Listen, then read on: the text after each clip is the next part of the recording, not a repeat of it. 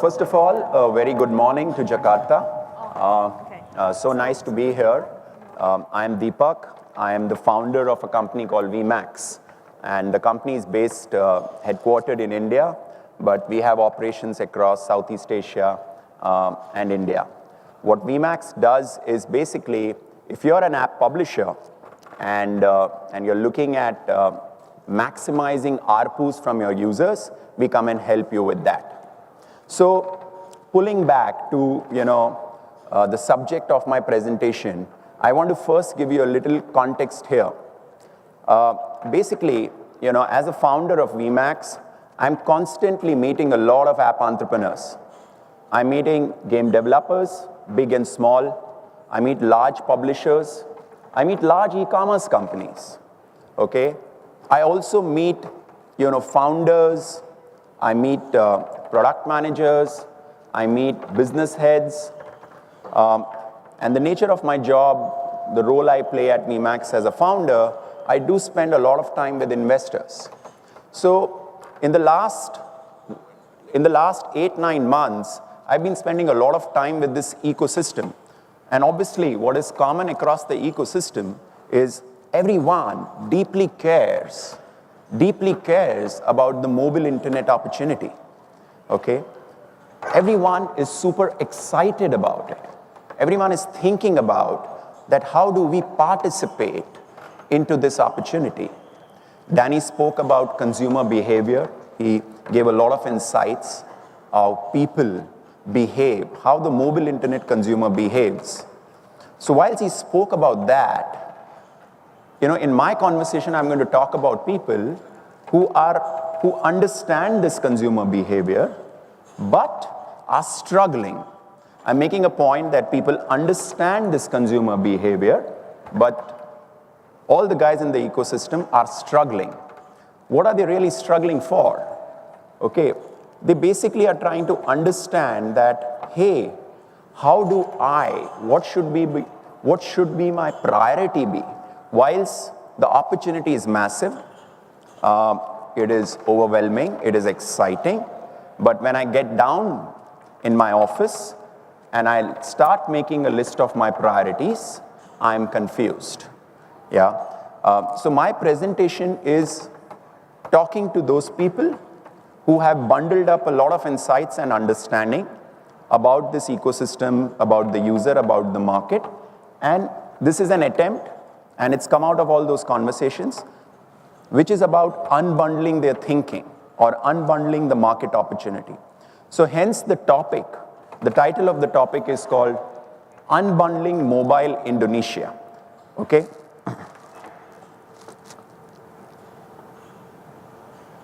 Okay, so what are we talking about? Just taking a step back and starting from the bottom of the pyramid, Indonesia, as we all know it.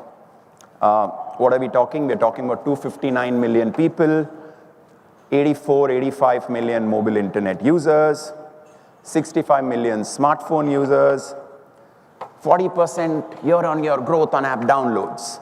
Exciting. Everyone is talking about this matrix and really getting inspired with this.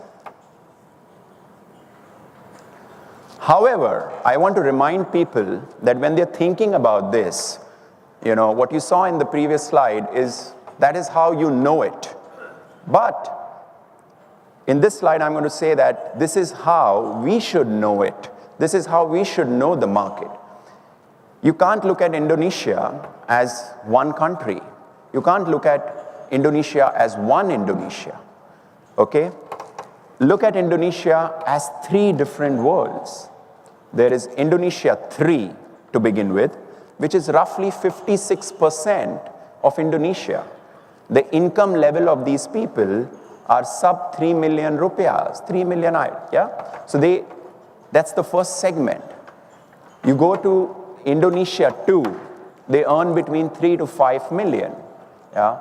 And then finally, which is roughly about 25-28% of the population. And then you have Indonesia 1, which is 16%, which has an income of more than 5 million. So it's important that whether you are a young startup, or you are a Tokopedia, anyone, you deeply care about understanding your market and breaking your market into 3 key segments, which is Indonesia 3, Indonesia 2, Indonesia 1. Yeah? Most times, founders, product managers, technology guys, they get so excited with the consumer behavior, they forget the market. So you need to balance the understanding of consumer behavior with a very sound understanding of the market.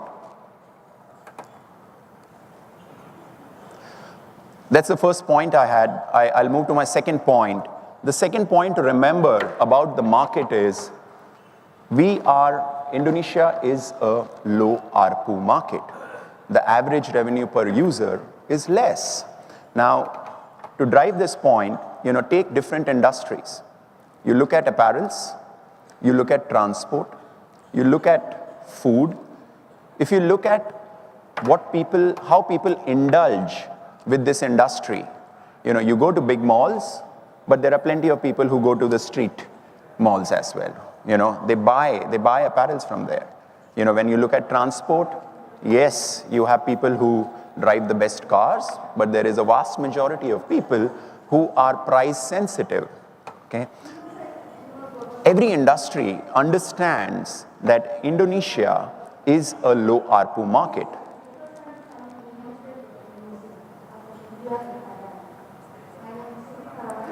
Okay.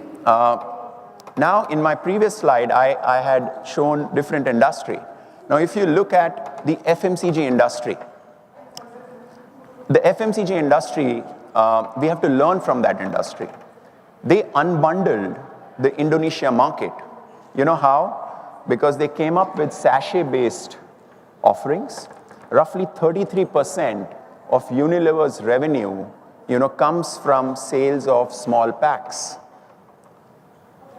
This is how they unbundled Indonesia market. I'm emphasizing that in order to make their business very large, they had to unbundle their thinking. They don't do this in developed markets. But when they came here, they decided that, look, this is the market, hence my products should get aligned to the type of consumers the market has. Yeah?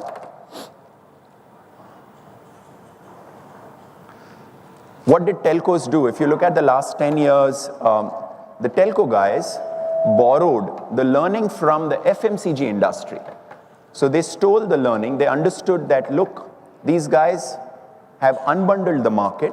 We should learn from that insight and come up with SKUs, come up with packs. So you have recharges for as little as 5,000 rupiah, right? So they came up with this part. Why?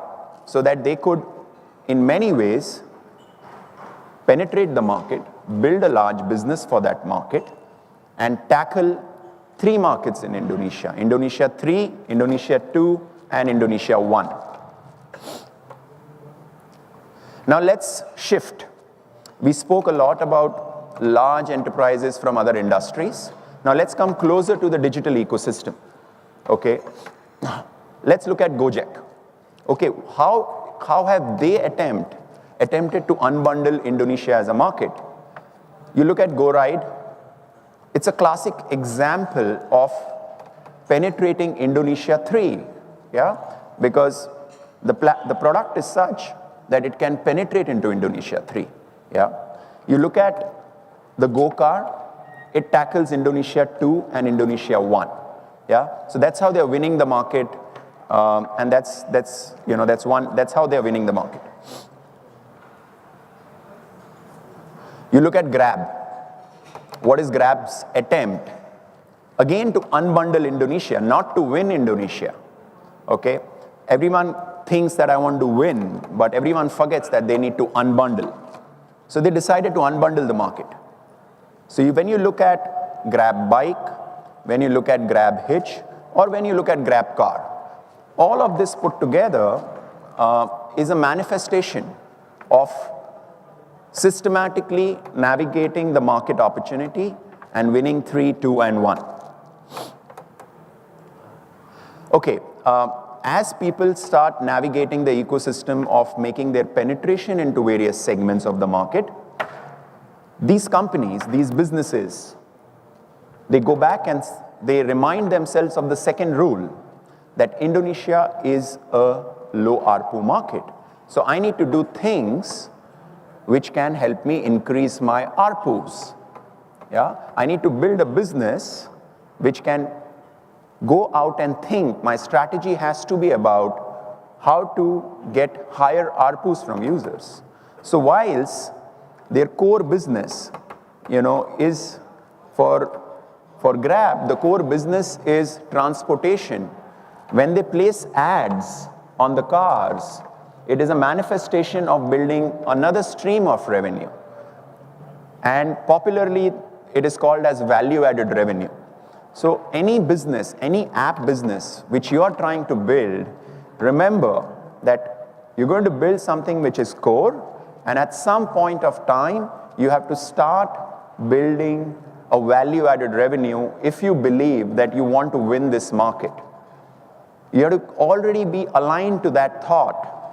What I found across most companies is that people forget this fundamental, that they're just so busy. They're just so busy in executing what they're doing, or they are so much deeply in love with the consumer behavior that they forget how to build a great business. I'll give more examples here. When you look at, Gojek, it started off, with bike rides. Now they do food, they do variety of other things.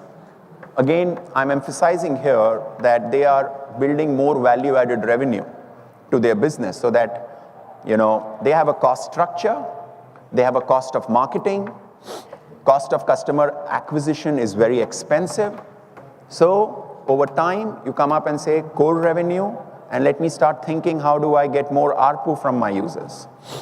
You look at mobile operators. Telecom operators, their core business is selling you voice and data. For a long period of time, they sold you voice and data. And at some point, they started thinking of value-added revenue. Now, whether value-added revenue is called mobile content, is called mobile advertising, all that adds up, again, with the philosophy that 3, 2, 1 and ARPU enhancement. You look at airlines, when they put ads on boarding passes or when you're flying, again, a manifestation of maximizing ARPUs from a particular market.